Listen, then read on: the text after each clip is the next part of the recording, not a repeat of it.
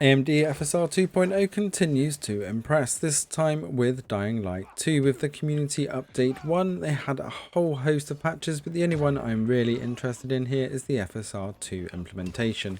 Now, what a difference this makes. A huge congratulations to the Dying Light 2 team. This is one of the best FSR 2 implementations I've seen so far.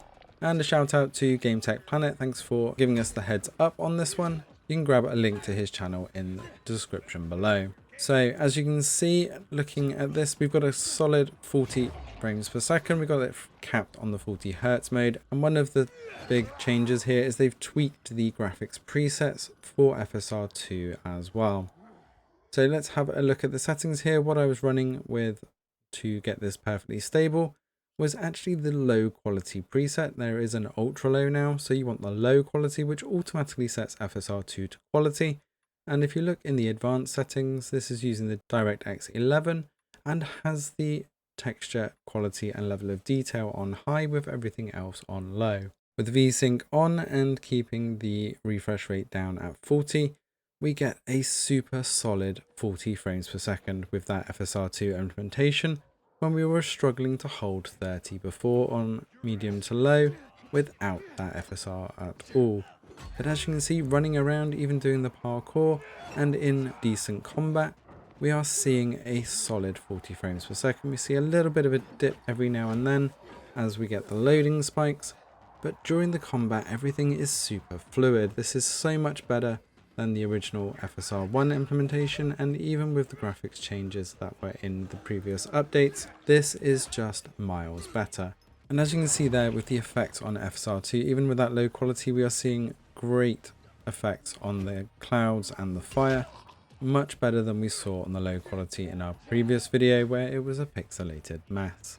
Now if you do want to drop the 40 Hz cap, you can run the same settings and get up to 60 on occasion, but it very rarely stays at 60.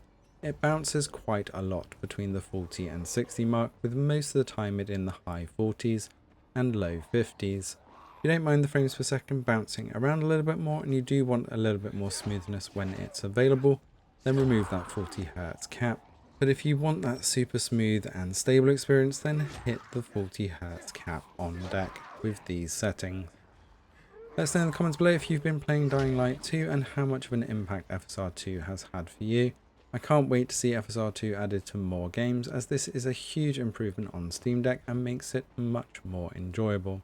Let us know in the comments below if there's any other games that you want us to take a look at, and if it's in our library, we'll take a look. I'll leave you with a bit more of the gameplay here without me talking, so you can get a good feel for the game and performance. Thanks for watching, and see you in the next one.